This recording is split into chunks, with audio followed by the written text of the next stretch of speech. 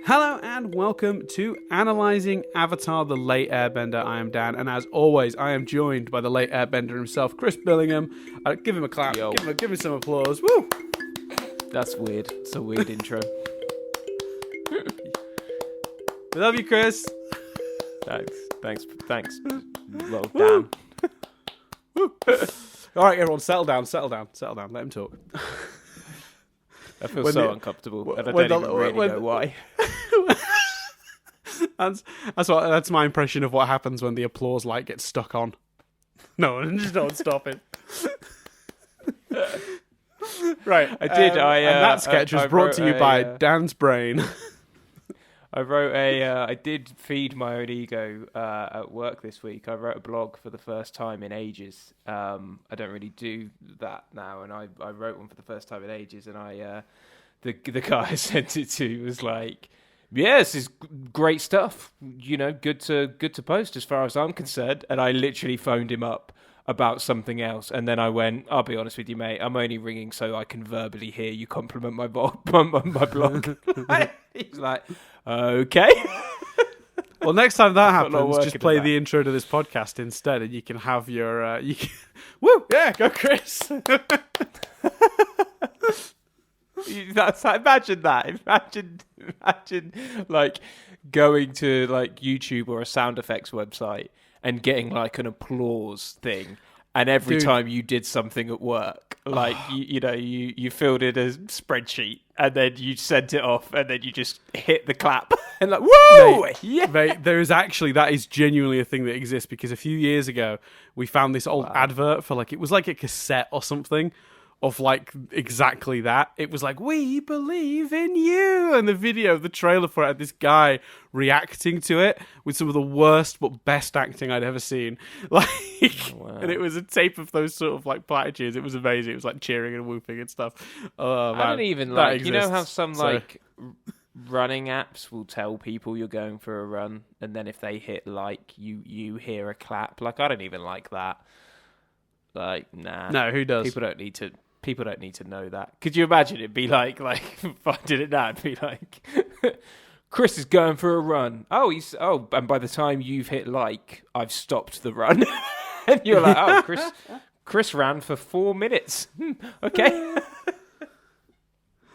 Amazing. Yeah. Oh, well. That's what you need. Anyway. Very Avatar. quickly, before we get down to it, very quickly, not to have a full conversation about it, because as we established last week, this is a terrible idea, but it's just so funny. Last week, we did an accidental, like, weird, completely outdated by the time this airs, political thing, and I mentioned that morning there'd been a hint that Trump was going to leave the White House the day that the Electoral College votes. About 2 hours after we finished recording, he was already backtracking on that. So for anyone going... Yeah. What's Dan talking about? That isn't what happened at all. That's why we don't do news 3 months later. There you go. Go. Looking forward to Christmas, Dan? No, I'm joking. Yeah. So, right, let's do Avatar. So this week we watched The Deserter, which is episode 16 of the first season. This is the episode in which Aang, upon visiting a Fire Nation village, gets a brief glimpse into the culture of the Fire Nation, but also this hint that there's this guy out there who left the Fire Nation. This is a firebending master that's not with the nation, and excited at the prospect of having somebody who could train him, because it's just occurred to Aang, oh shit, yeah, most of the people who know firebending aren't going to be too willing to train me to take on their their Fire Lord. He takes advantage of this, or tries to. The guy doesn't want to train him. We get a little glimpse of Roku's spirit coming through Aang again. Second time that's happened. It's always cool when that happens. The guy ends up training Aang, even though he doesn't think he's ready. Aang proves he is very much not ready. And then Zhao enters the situation, having caught up with them. There's an awesome little fight scene. There's more to it than that, but we'll get into it in a minute. And then the gang, emphasis on Aang, escape, having learnt lessons about life and love and why fire is quite destructive. Kinda. Skipped over a little bit there with Katara, but we'll come to it, I'm sure. That's just a brief summary for anyone who doesn't remember. I'm curious, Chris, about your opinions on this one, because you've so far had a surprising leaning to the more light sort of story of the week episodes. I feel like you've enjoyed those a little bit more thus far. This one's sort of somewhere in the middle, because it's kind of story of the week. Like, you don't feel like any of this is going to necessarily come up next week.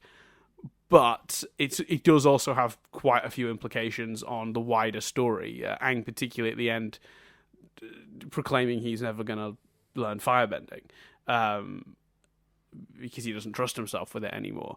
It seems like a pretty big call to make at this early stage. So yeah, I'm curious as to how you felt about the whole thing. I found it really hard to get past how annoying Aang is in this episode. Really? Oh, that's interesting. It's my big... Yeah, I my first thing, I found it pretty hard to get past the array of dumb decisions that they made in the Fire Festival thing. So many. So much stupidity. So many. Should we play the Gang of Idiots game? The Gang of Idiots, Sokka acknowledges that Aang is not wearing a very effective costume, yet they wander into the town anyway. Stupid decision number 2. They're caught... Go on. The Gang of Idiots, in an attempt to make a costume, they just put masks on and don't do anything about Aang's incredibly distinctive Avatar getup. Sokka thinks that fireflakes wouldn't be hot. They go to the front and Katara's happy to volunteer or pushed into like Sokka lets that happen. It's just so much. Aang thinking that the obvious show/demonstration is somehow real and jumping up onto the stage revealing himself. Yeah, it was pretty cool though. Like how you can make fire look that realistic out of what appeared to be glitter is quite stunning. To be fair. Oh, it's a cool effect. I mean, I guess the guy is a real firebender, and there's some sort of glitter bomb hidden within it somehow. I don't know. It's pretty cool though. It's pretty cool. It did look pretty cool. Yeah. So that at the start, I did enjoy it. I didn't enjoy it as much as I've enjoyed other episodes. I have to say. And then the other plot. So it felt like one of those. It almost felt like the whole fire parade thing was because it would be cooler and take up more time than them walking through the woods and discovering that guy, which is fine because it did look cool and the escape sequence in particular was epic. But then I just really struggled with Aang's attitude and behavior, and I know he's a child, but I think the part of the challenge with it is like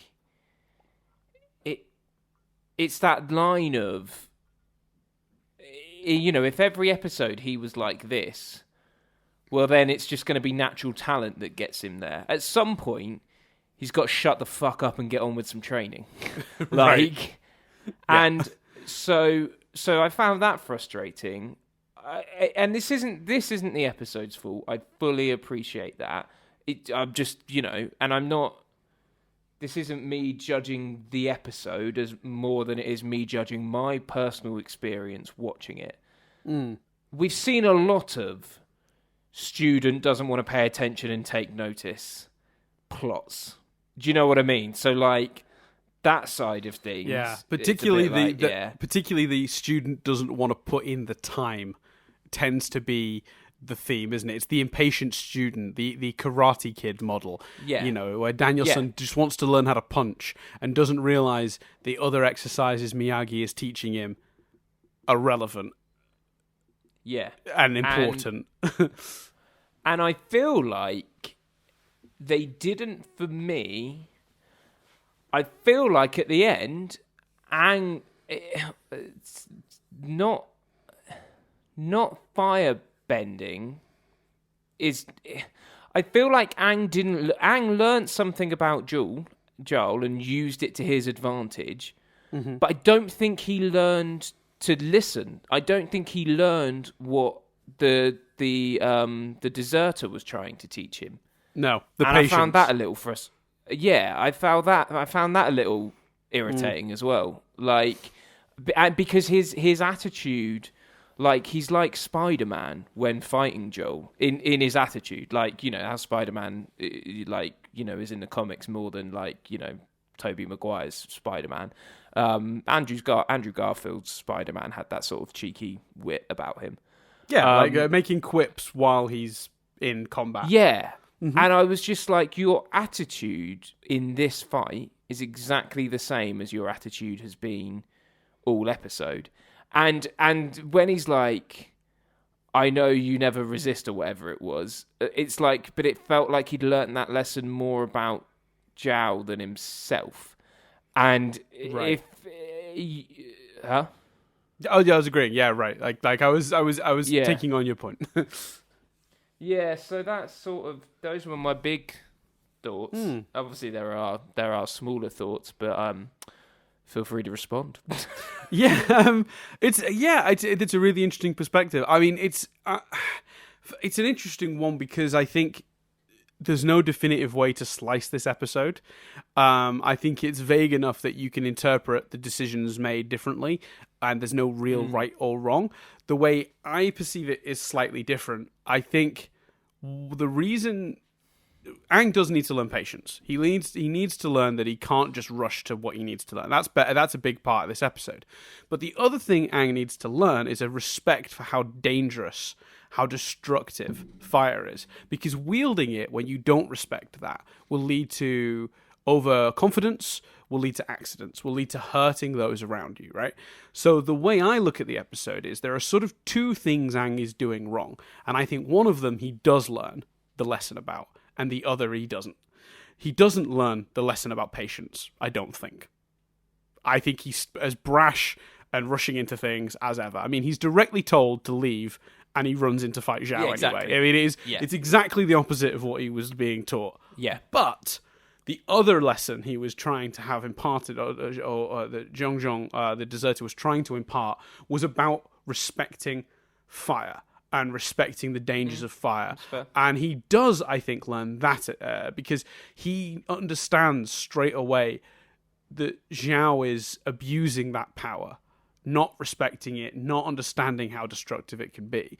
And I put this out there right now. This is one of my favorite, like, resolutions to a plot like that. Like, almost ever. It's great. I love this so much because what's so clever about it is Aang sees something Zhao doesn't even see about his own power, you know. And it directly ties into one of the two lessons Zhongzhong was trying to teach him. And Aang jumping around and quipping is intentionally there to jibe Zhao into being angrier and letting that destructive, irresponsible side of him take over, because Aang has in fact learnt that lesson. And he knows that if he baits Zhao enough, Zhao won't be clear-headed enough to see the very thing that Aang has now himself learnt. And that's why that ending is so great to me. So for those who don't remember, Aang is jumping about, you know, Spider-Man quipping at Zhao. Zhao's like, you insolent child, blah, blah, blah, you know, curse you, you know, typical villain nonsense, while he's throwing fireballs at Aang, and Aang is just jumping away. And there's this amazing moment where Aang says, you've lost this battle. And he says, you've not even landed a single blow. And Aang goes, no, but you have. And yeah, and that reveal is amazing. And Zhao looks around and he's basically lit his entire fleet of boats on fire while fighting Aang. And that's incredible. And what a great reveal. Really clever, and to me does tie in heavily to the one of the two lessons Aang was trying to be taught this episode. But you're right, I could absolutely see somebody viewing this episode. For me, that overpowers him not learning patience, because there's an element for me of the child part, but also he doesn't have time for patience. He really doesn't. He has to learn all four elements in like a year, when most avatars do it over the course of their lifetime. You know, he is understandably rushed. And to be honest with you, I was a bit like, for once, I was like, Hank, thank God you finally are trying to push for something to happen quickly, because we spent a lot of weeks you going to various places to ride penguins or whatever, you know, so like there's a part of me but you never feel like he's pushing it quickly because he wants to do cool shit with fire, not because absolutely he's been told that a comet's coming and he needs to save the world. Well, yeah, but that ties straight into you've got to learn to respect fire. You can't just wield it. So even if you look I at it wonder- that way, it still comes back to the lesson I do think the episode suggests he learns. But I totally respect your position, because I could absolutely see somebody looking at this as a story of impatience with no real payoff because he doesn't learn that lesson. You're absolutely right. Even though, because I completely agree with you, and I think that's a good angle to look at. But do you think the episode does that? Because I'll be honest with you, I didn't think too much about his vow to never do it again until you brought it up, and I think partly because he goes, "I'm never gonna firebend again." And she's like, "I've healed myself." And he's like, "Huh? How'd you do that?" And then we go into the... So, you know, it moves on from that moment quite quickly. Well, yeah. I mean, would you not say that? I mean, the reason I think that do they get away with it in this point is because Aang's turning point. His turning point isn't a moment where his patience, his lack of patience, I should say, sets him astray, does him wrong. But his lack of respect for fire, his lack of understanding of how dangerous it could be. He hurts Katara. He hurts one of the people he cares about most in the world, if not the person he cares about most in the world. And the drama of that is what drives him to finally understand how destructive fire can be and leads him to his "I'll never firebend again" vow. You're right. You could argue it's slightly undercut by the fact she's like, "But I healed my hands." And I think I could even see somebody coming away from this episode with the impression that her saying that almost undoes his vow. He doesn't outright say that, but I could see somebody interpreting it that way for sure. But again, because the thing that turns his story, the end of Act 2 down point, the lowest point for our hero, is that his eagerness to get ahead with the fire and lack of respect for it is what leads to hurting Katara. And I think because of that to me sort of makes the thrust of the episode more about his situation with fire than his impatience. But again, you're right, it's such a heavy part of the episode, they lean into each other, that it does kind of create, it creates almost an alternate reading which doesn't function. If you're reading it that way, the episode doesn't work anywhere near as well because the ending doesn't fit.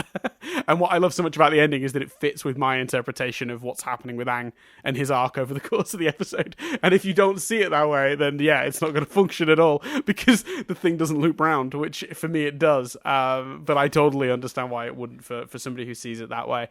I don't know. Am I convincing you? Am I winning you over, Chris? Or are you?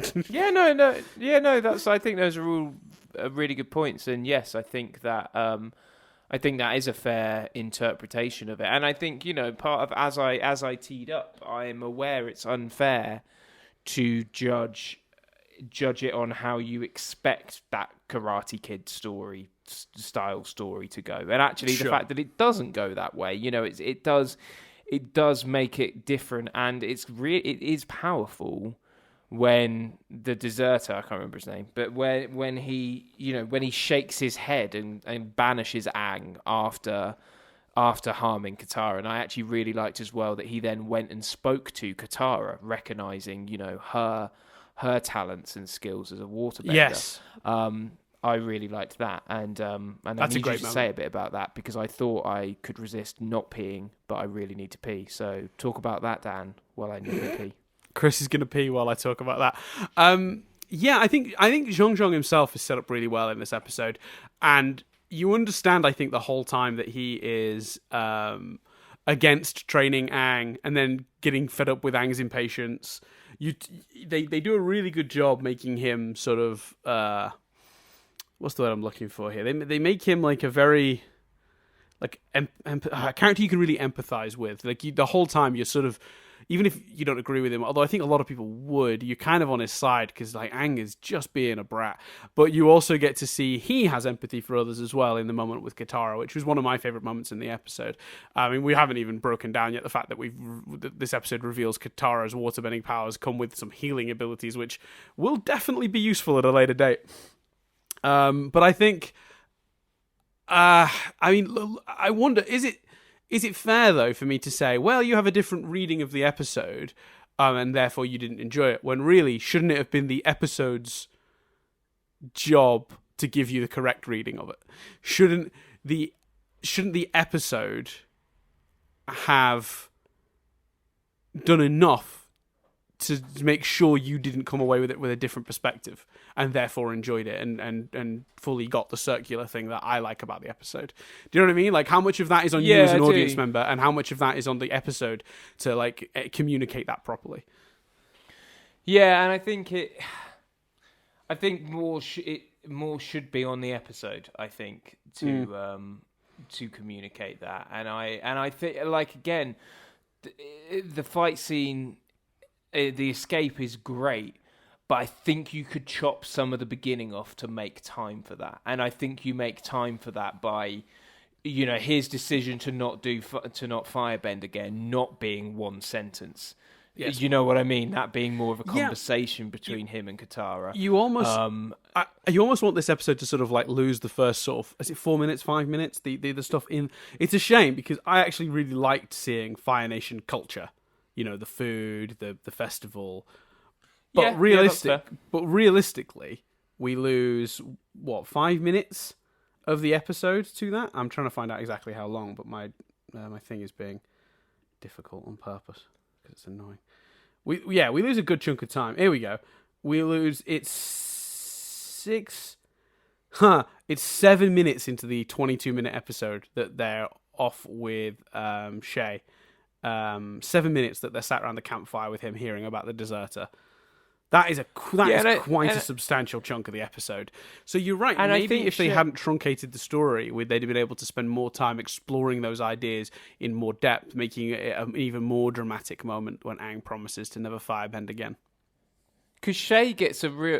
I don't think in this show we've ever had a character have as much screen time as Shay, but not really get developed. And I know the setup, it helps elevate the deserter's status by, him essentially having, people, going out and not doing his bidding because he didn't want Aang there. But do you know what I mean? Like, having another character talk about him, having another character take them to him, and not having them stumble across him. It helps elevate his status. But in a way, I would have liked the episode to have looped back to Shay a little more than it did. Because Shay sort of gets them there, disappears, and is then there for, a joke at the end. Which is a funny gag. I really enjoyed it. Yes. But I feel it's odd to have a character have that much screen time in this show and not get their own sort of arc or scenes, and I almost wish the fire stuff at the beginning was a bit shorter, and Katara and Aang can have more of a conversation. I kind of wish Aang did run across the deserter again in a kind of a look what I did, and the deserter's like, it wouldn't be as on the nose as this. It could be a lot cleverer than this, but he essentially says, well, you've learned one lesson, but the other is still going to cause you problems. Or do you know what I mean? Like, and I think there's more room for that if you take away some of the stuff from the beginning. Yeah, I agree. And I think that like we're a little spoiled and we are sort of like judging it by a modern standard because modern kids shows fit so much into such short lengths of time. We both watch shows that are 11 minutes and do an incredible amount with them. Over the Garden Wall, Infinity Train, Steven Universe, all tell these extraordinarily complex stories in short amounts of time. And here we are, a 22-minute episode, struggling to properly communicate its ideas. and that's probably not great. I do think season 1 of Avatar is probably its weakest. And I think that's one of the reasons why. I do think that they're still figuring out how to communicate their ideas. And also they were kind of pioneers in that sense because these ideas are a lot more complex than most kids TV was doing at the time.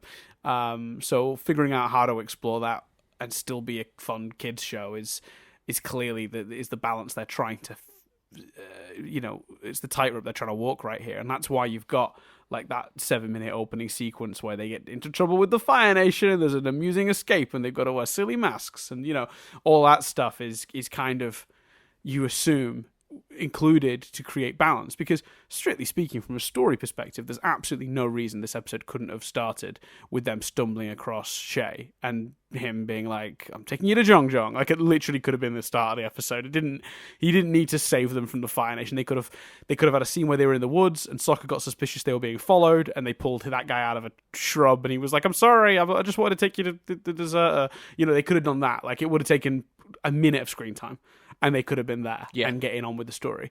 You've got to assume that they didn't just arbitrarily choose to start the episode with this Fire Nation festival, but actually they were hoping to inject some more fun and action and into it. And it does have some good bits.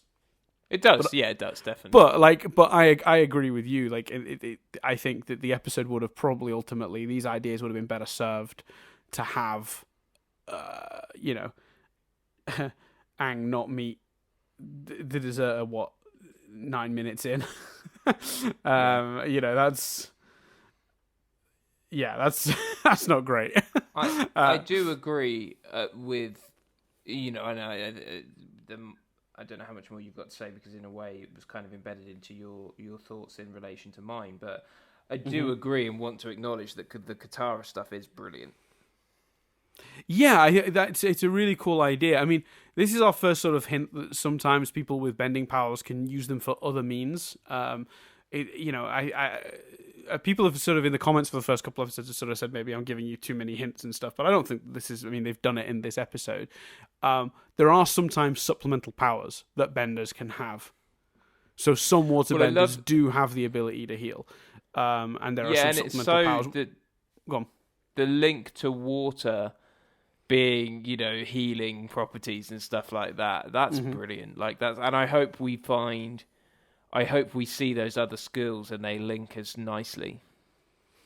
Yeah, I think it is, because it is such a nice, especially in this episode, when the conversation is so often.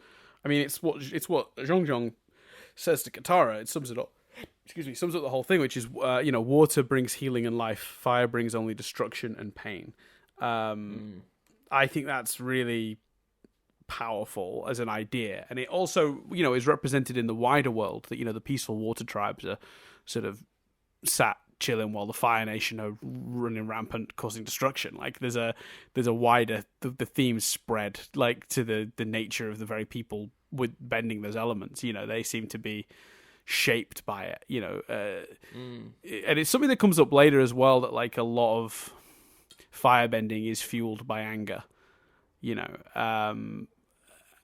and whether that's the best way, to do that. That certainly comes up later in the show.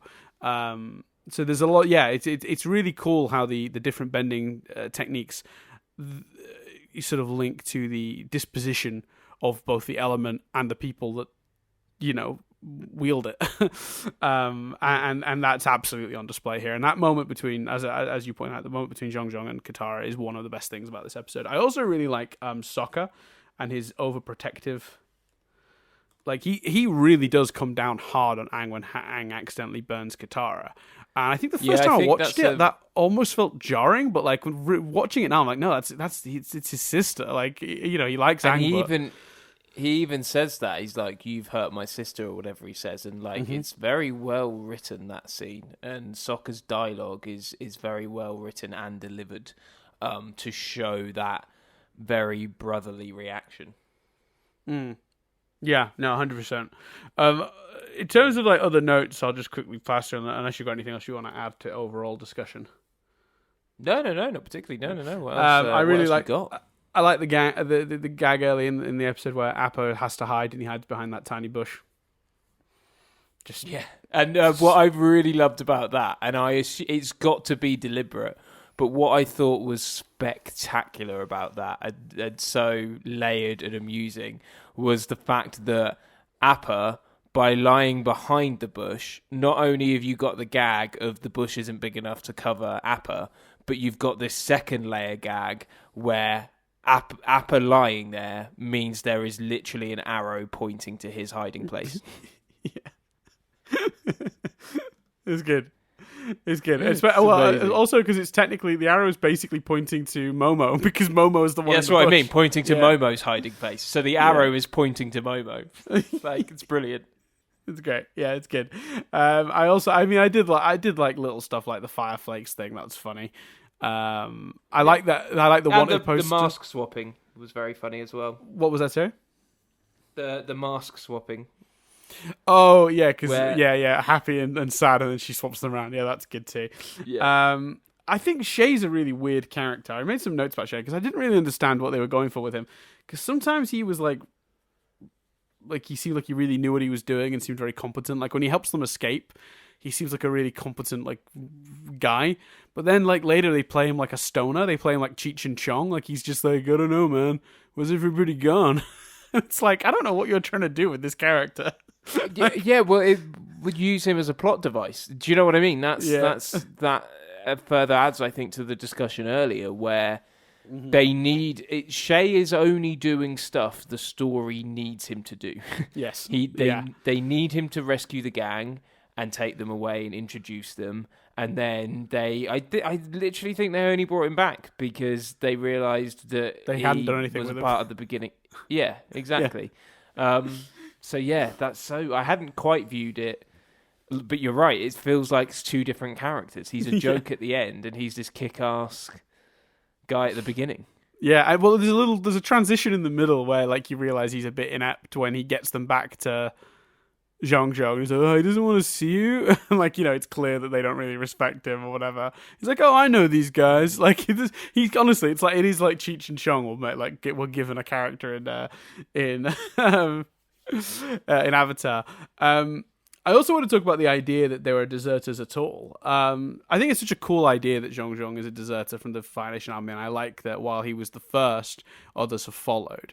Because again, it's just another sort of way of reinforcing it's a country, it's a nation. They're not all bad people. And it's just another small hint to this show's general message, which is you can't judge a country by its leaders. You can't judge a country by its army and its behavior that way.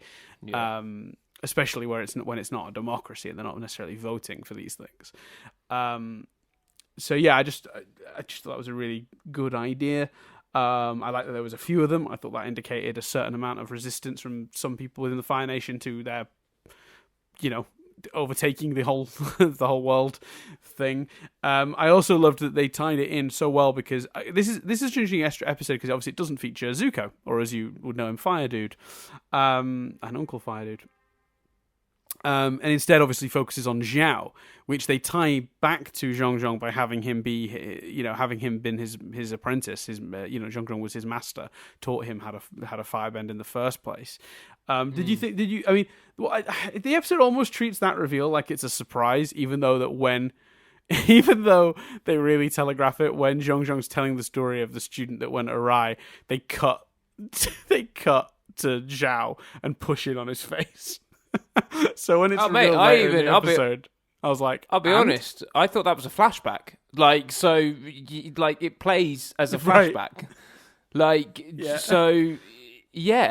Completely. When they then played it, I was like, but we know this. You literally had him say he had a student that went too far over shots of Zhao going too fast. Why is this? Yeah, absolutely, it does that. It's a bit weird. What did you think to Roku speaking through Aang? How did you? Because they did a bit of that in, I think it was the episode where they go to the fire temple, the winter solstice one, and he tries to talk to Roku, and then the smoke clears, and the sages that live in that building see Roku through Aang. Odd, because when that happened last time, there was, the Aang's eyes did the Avatar state thing. I think maybe I'm wrong, but it felt like that time. It felt like Roku embodied Aang and spoke to them. This time, it felt like the Black Panther thing of going to a different plane and speaking there. It felt like that's what they were doing. It felt like Roku and the deserter. The deserter went to that plane, spoke to Roku, and then returned. And it felt like Aang didn't even. and No, was it just happened. like, okay, I'll teach you. And Aang's like, well, hey. And I was like, I'm not even sure Aang knows what just happened. Yeah, it's interesting you should say that. I kind of agree, and I think that's that weird thing we talked about when we did the Spirit World episode. That in this show, the Spirit World really does exist as a separate place. There is a place you can go that is the Spirit World, but there's also our plane of existence, and you can be a spirit in our world or take your body into the Spirit World, depending on how you go about getting from one to the other. So yeah, I also wondered, did he briefly sort of almost meditate himself into the Spirit World where he met Roku, or a version of it, or did Roku appear in the same way he did in the previous one, or is the show just gonna like put its feet in both those ponds and go, whichever one we feel looks cooler in the moment? Which is fine. Like, I'm all right with that as long as it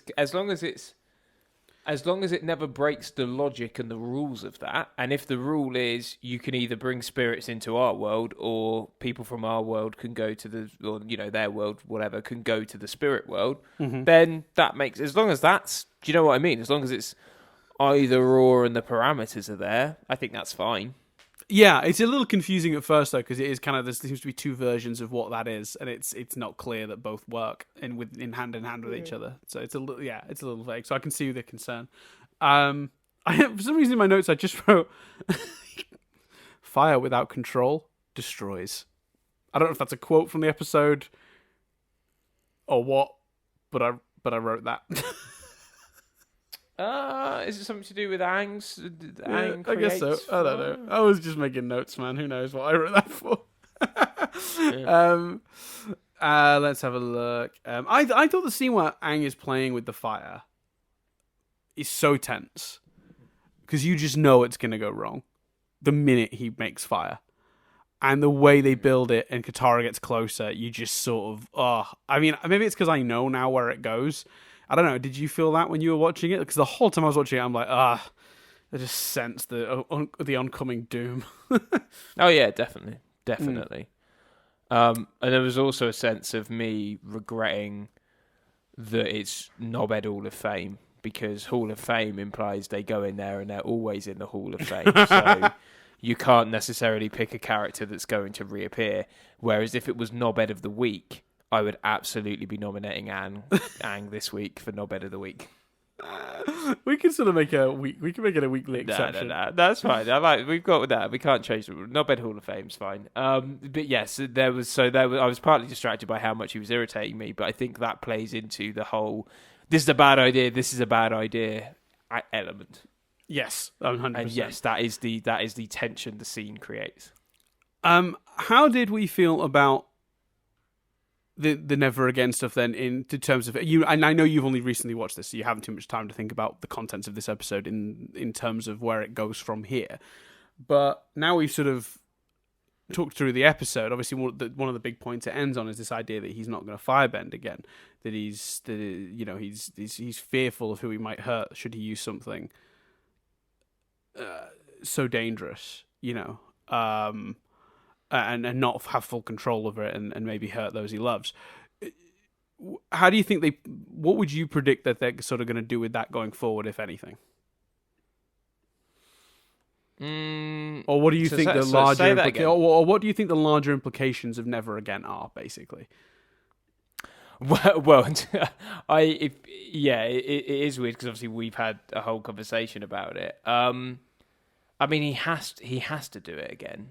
If you'd have asked me before kind of this podcast, I'd have gone, oh well, he'll do it again.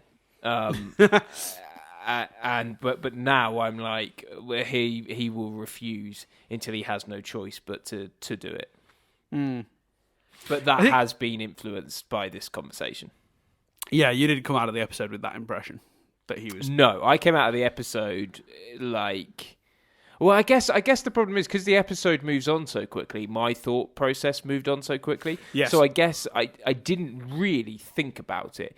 If I'd have been asked to think about it, I'd have gone, oh, well, I guess they will do something with that. But it wasn't. So you, by having that conversation, nothing was spoiled or anything, because if asked the question, I'd have gone, oh, yeah, well, I guess they are going to do something with that. But it's not a note the episode left me thinking about. No, the episode left you thinking about Sokka's attempt to remove one fish hook from his thumb with another fish hook. That did make me laugh. It made me laugh too. I love that joke. So that is so absurdly Sokka. Like, it's just perfect. Yeah. Yeah, that did make me laugh. Cool. So should we get to the triv? Yeah, a little bit of triv this week. So the wanted posters at the beginning of the episode, you might have noticed, include Aang. You won't have noticed necessarily because you won't have met these characters yet, but Shay and Zhong are both on those posters. There's also a poster at the bottom, you may have spotted, Chris, with the face of the Blue Spirit. I didn't notice the Blue Spirit, no, but that's cool. I noticed Aang and I noticed the deserter guy. Yes. But no, I didn't notice the Blue Spirit. That's cool. Yeah. Down in the bottom right corner of the board, I think. Blue Spirit. Yeah, it's cool. It's a nice little nod. Sort of implies that he's been shifting about with that persona for either some time before the last time we saw it or since, which is has its own implications. Yeah, that's cool. So when Sokka argues that they should not go see Zhong, Katara says it wouldn't hurt to at least talk to him. This is ironic because Katara then gets hurt from going to talk to him. Oh, Triv, that's a low blow. I think that's. Yeah, that's. Have we got a contender for shit Triv of the week? No, I'm not saying it's shit. I just think it's, you could read that in the tone of, which is ironic, because she does get hurt. I just think that's... yeah, you'd be like, the Triv has got it out for Katara. that's knobhead Hall of Fame worthy. Whoever's, shitting on Katara's burns. Cue to a few weeks down the line where it's like, which is ironic, and it would have been probably solved if Katara wasn't such a bitch all the time. Like, just in the Triv. So there you go. I did find that one like a bit like, I don't know if that's trivia or just like whoever wrote this as a vendetta against Katara. She's not my favorite character either, but chill out. It's fine. I like Katara. Yeah, we've had conversations about this. She's probably my least favorite of the gang. She's just a bit too like, put that down. Don't have any fun. It's too much of a stick in the mud for my taste. When Aang saves Katara from the firebending magician early on, he uses the same move that is done in the opening sequence by the Airbender. When it's earth, fire, wind, whatever, like wind, air. The move the Airbender does in that intro is the move Aang does to save Katara from that sort of fire dragon thing. So there you go. Cool. Nice. This is the only episode in which Zhao appears, but Zuko does not. I guess you could count that as kind of a spoiler because I guess you now know that isn't going to happen again in the future. But I don't know, whatever. Iroh had previously told Zuko. I don't mind the spoilers, Dan. I like to think of them as teasers. It's the audience that mind. Yeah, well, I mean, I've made a couple of slip-ups, but as we've established, I think in the comments, is that your memory is so bad that like some of the stuff I've slipped up on, you've already forgotten, and that's great. Yeah, and sometimes I'm not even listening. So yeah, Iroh had previously told. No idea what you just said, my friend. Thumbs up. I'm joking. Chris has a memory of a goldfish. This is why, even though he's already seen this first season before, he has no memory of it. I knew I shouldn't have gone down the memory track without. I was like, oh, here comes me getting shat on for not remembering this series I watched 6 years ago. You must be praying to get to season 2 so I can stop making fun of you for that. I cannot wait to get to season 2. So, Iroh had previously told Zuko in The Boy in the Iceberg that firebending's strength comes from breathing, which is very similar to the teachings that Zhang tries to pass on to Aang in this episode. So a little bit of consistency there. And also, I think there is something, but you can, I think, compare Iroh and his sort of very calm sort of demeanor to Zhang. I think there's something about the two old men are very. They do have sort of a very wise teacher approach to this that's somewhat similar, I would say. Yeah, I think so. And this one's just a bit of trivia that's related to some external media. This is there's an in-canon series of books that have come out in the last few years. One's called The Rise of Kyoshi, and I forgot what the other one's called. Oh dear, I've not got it in front of me. But from The Rise of Kyoshi, which is the story of Avatar Kyoshi, which is an avatar from 2 before Aang. She was the last earthbending avatar. I think when she passed, it became Roku, and then when Roku passed, it became Aang. So she's two avatars ago. It sort of tells the story of her life, and she actually is another avatar that broke the sort of rule in which they learn the elements in the order of the cycle. So the cycle is air, water, earth, fire, air, water, earth, fire, in that order. And she was a earthbender. So what she should have learned, she should have learned airbending before waterbending, but she did them the other way around in that book. For some reason, I don't know if the book makes a point of why she ended up breaking that rule. Maybe there was a story point regarding that. I've actually been looking today at ordering that book because I've wanted to read that for ages, and I've never gone around to it. So, but yeah. So yeah, you go. So Aang is not the only avatar to have attempted to learn the elements out of order. Well, I guess that's yeah. I assume that will that probably is a bigger thing in the book. Yeah, I mean, I think that the show later on sort of gives us hints and stuff about other avatars, and you do learn that it's quite an ordered thing. Aang is a bit of an exceptional avatar. A lot of the avatars did go through a very straightforward, they grow up not knowing they're the avatar, they hit 16, they find out they're the avatar, they travel the world learning their elements, and then they go around doing what they can to help in reasonably peaceful times comparatively to what Aang is going through, as the avatar, trying to keep peace between the nations, doing the right thing, helping people where they can, and then they pass on and the cycle starts again. It's usually pretty straightforward.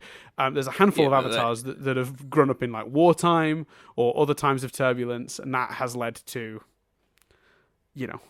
stuff like this, basically. But they also didn't hide away in an iceberg for 100 years. Exactly. So so there are you know what they call that, Dan?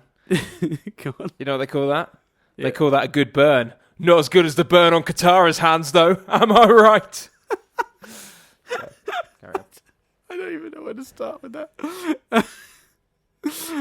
Yes. Been trying to weave in an excuse to make that joke for ages ever since we found out someone on the trip doesn't like Katara. That's why I've not been listening to anything else you've said. Fair. just been trying to work in that joke. Oh, Carrie. So the book goes into more detail. That's pretty cool.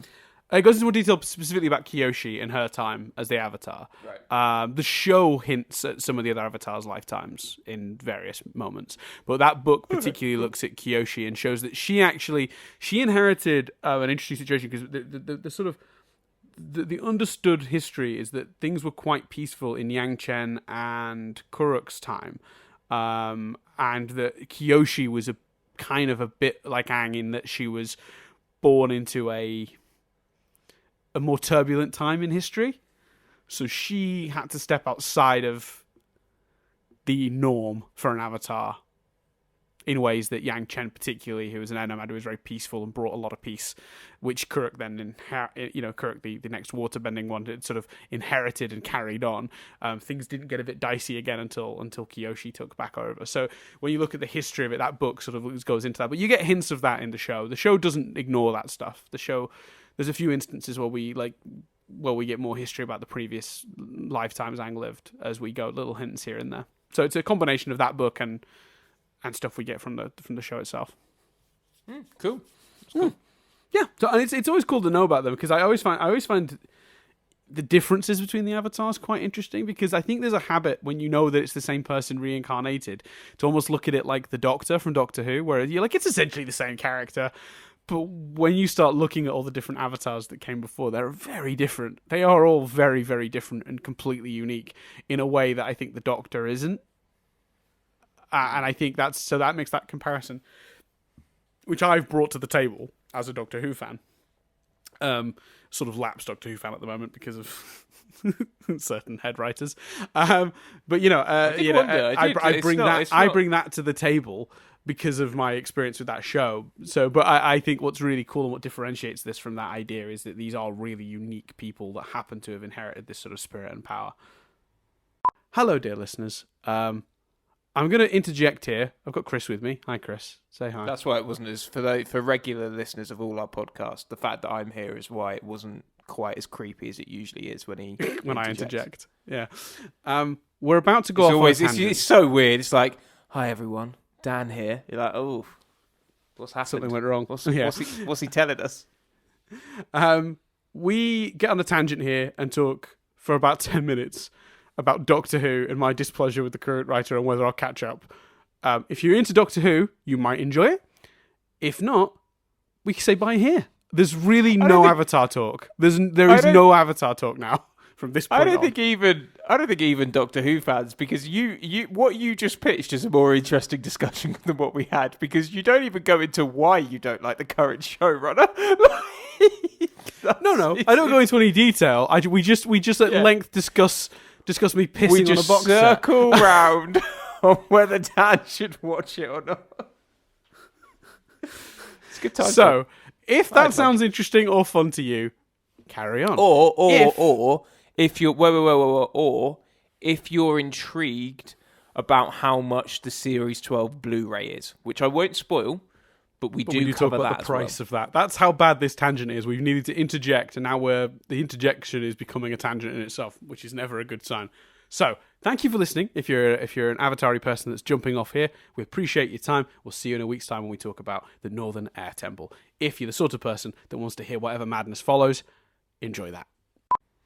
I did, it's not the time, but I did wonder the other day whether to watch Captain Jack's return and the Dalek episode, which again is old news now because it already would have aired when this airs, whether you were going to catch up on season 12, series 12, which you haven't watched. No, I watched the first 2 episodes and did not want to put myself there anymore. Yeah, I didn't finish it, but I might just watch the. I did see enough of it, and I saw most of the finale, so I might watch it still. Yeah, I'm a completionist. I'm not going to be able to watch the. But yeah, exactly. That's why I was specifically wondering what you were going to do. Yeah, I'm in between a rock and a hard place because in reality, this new special does look quite good. I'll give it that. I like Captain Jack. I like the idea. The premise is good. A little from the trailers, it appears to be a little bit Victory of the Daleks, but just the Daleks of the. I'm very intrigued as to whether they're going to set this in a world where people don't know what the Daleks are, or in a world that did go through the Stolen Earth and Journey. Well, no, it would canonically the Daleks are gone from human memory because of the cracks, right? That's been established because Amy didn't know what a Dalek was. Oh yeah. Good point. Never mind. Moffat made sure he cleaned the slate before he handed over. It was quite clever, actually. I think the way Moffat did that. Rusty Davis's era on Doctor Who. This is completely irrelevant. Sorry if you're a Doctor Who fan. If you're not a Doctor Who fan, and this is all gibberish to you. But during Rusty Davis's time as showrunner on that show, he made Earth very aware of all sorts of alien threats. They would just reveal themselves left, right, and center, and then Moffat slowly fixed that. During his time. That's a good point. That's a good point. Well, anyway, so yeah, that's a good point. Never mind. So back to the issue at hand then. You're rocking hard place? I'm rocking a hard place because I'm worried I'm going to go put myself through watching a season of the show I know I'm not going to like, 10 episodes, whatever it is, be frustrated at that, then watch the special that I've done that for, and the special will be just as shit. And I really will feel like I've just put, do you know what I mean? But then, if I don't do it now, here's the thing, Chris. At some point, there's going to be a new showrunner, and there's going to be a new Doctor, and I'm going to want to watch that. But I'm not going to want to watch that because I'm a fucking completionist without watching this shit anyway. So am I going to have to just bite the bullet and watch it now? I think while it's just a season that I have to get through. I don't want to though. Don't make me. And I would, in a way, it would be good for me because there's an episode that everyone loved, but in my opinion, it wasn't a well structured episode. Is that the Nikola Tesla one everyone raves about? No, it's the one where Captain Jack. It's the one because Captain Jack's already made a cameo. Yes, I'm aware of that. It's that one because basically, am I going to have to cut this? Am I going to have to cut this? I don't know if it goes on much longer. You probably are. Yeah, half the characters disappear to just meet with Jack, and it doesn't really tie in. And other plots of the episode just get completely rushed to get to other stuff in the episode. And anyway, back to Avatar, Dan. We should probably end now because what I can probably get away with doing at this point is before we get onto our Doctor Who tangent, I'm going to interject with a little out for Avatar fans. And just say, look, cool. We only talk about Doctor Who. But I do think you need to finish the Doctor Who tangent. I think you need to bite the bullet. Ugh. Yeah, because that's the thing is I know that when a new Doctor comes along or a new showrunner, I'm happy with this Doctor, by the way. I think Jodie's great. I just don't like the writing. And don't like is an understatement. Writing makes me sick to my stomach on a daily basis. It's handled so poorly. It's so upsetting. Anyway, so at some point there's going to be a new showrunner and I'm going to want to jump back in. That's what's going to happen. Yeah. I'm going to want to do that. And I'm not going to feel comfortable doing that without catching up on everything that happened in between. So at some point, I'm either going to have many seasons to shit fucking myself through and just want to kill myself, or I can just sort of pass it out. Fucking bite the bullet now, watch this one season, and then hopefully I'll have less to watch when that day finally comes. Ugh. Yeah, I think you need to do that. Ugh. Well, people listening to this in February already, I guess if I'm going to do it, I've already done it. Tweet me and find out what I thought. Yeah, if you've got to edit this anyway to put the warning in, you might as well edit with a little snippet of your thoughts. Oh no! I can't. Oh no, because we edit. I'm editing it and uploading this. Like no, we're ahead on the uploading. Don't promise something I'm not willing to give. Tweet Dan and ask or comment on the YouTube video and I'll reply, let you know what I did and whether I liked it or not. But I know I won't have liked it. I'm confident. But I'm on. The thing is, I'm on furlough right now, so I said this on Twitter today. Any day that I can I count any day I put trousers on as a day that's had a success. So, yeah. So you'll view it. There you go. You get to view it as an achievement. Well, I can put some trousers on and then watch Doctor Who. Ugh. Yikes! I think watch it. I think watch it naked, but it's up to you whether you wear trousers for it. Do you watch it naked? Is that what you're telling me? Is that what you're revealing to me right now? No, I just think that if you really don't like it, you can literally piss all over it. The only problem with that is I like both my laptop and my phone. I don't really want to. Yeah, that's true. If you could somehow get me when the DVD comes out, perfect. Sure, I would have thought the DVD's out, isn't it? Alright. Well, okay, I'm going to buy the DVD on Amazon, watch it on that, and if I don't like it, I'm going to literally piss on the DVD. Yeah, I think for a man who was debating a minute ago whether he even wanted to put in the effort to watch it, going to the effort of buying it just to literally piss on it feels a bit excessive, but let me just see how much it is. Oh, man, wait, this is not good. It might not be out. Oh, wait, no, it is. Complete Series 12, $24.99 on DVD. Worth it. 50 quid on Blu-ray. I'll go DVD. I don't need to see the shoddy character work and storytelling in HD. 50 quid, that's nuts. Well, 48.18 for the complete 12 series on Blu-ray, $49.99 for the Amazon exclusive cover. Is that the steelbook? Crazy to me. Is that steel? It looks like it's a steelbook, yeah. Yeah, steelbooks are cool. Huh? The content of that steelbook will be shocking, but the steelbooks are good. I like steelbooks. Yeah, but that's what I'm saying. Like, you might as well get the steelbook for £1 more. Well, no, if I get the steelbook, mate, then it's protected from my piss. Yeah, that's true. Yeah. Anyway. See?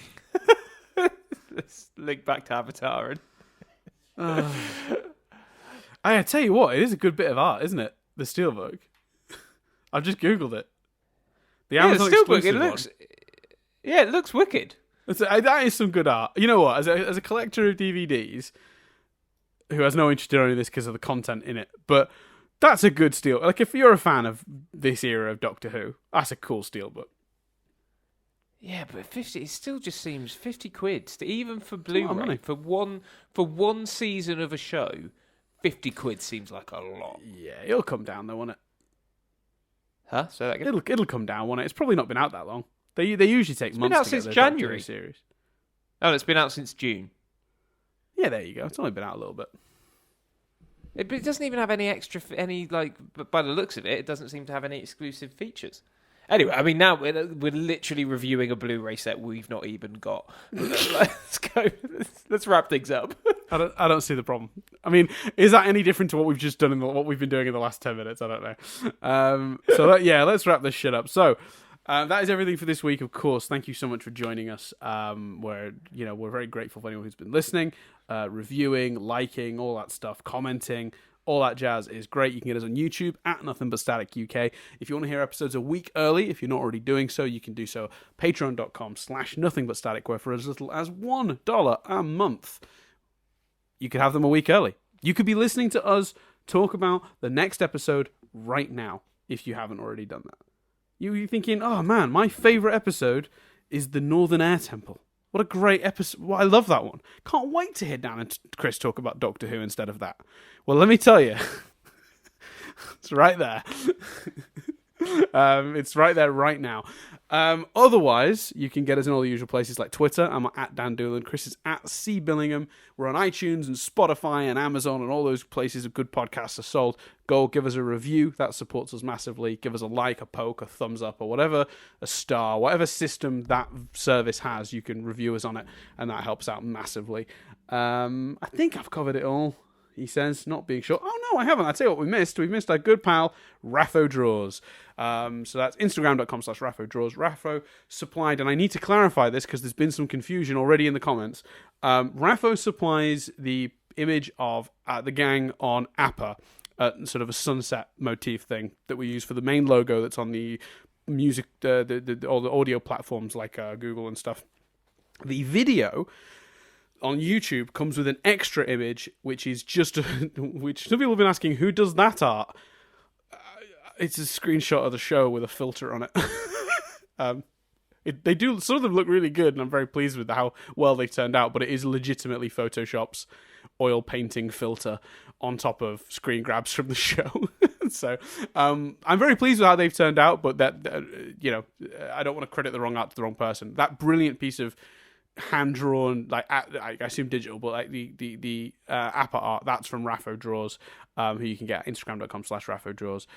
The other, and I'm going to put in quote marks, art, is not from. I don't want anyone to be attributing some of the shoddy shit I've put together in Photoshop to poor Rapho.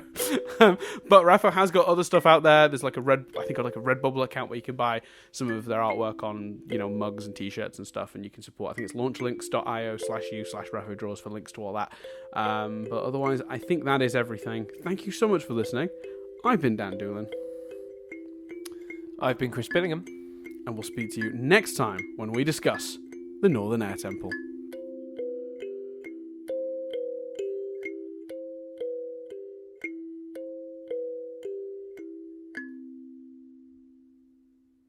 That was a long pause, Chris.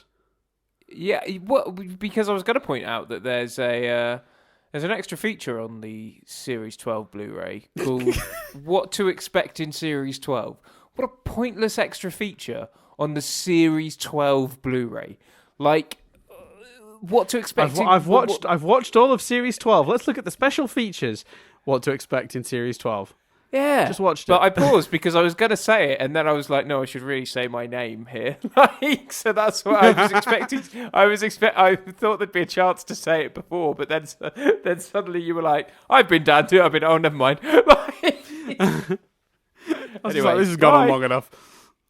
Bye.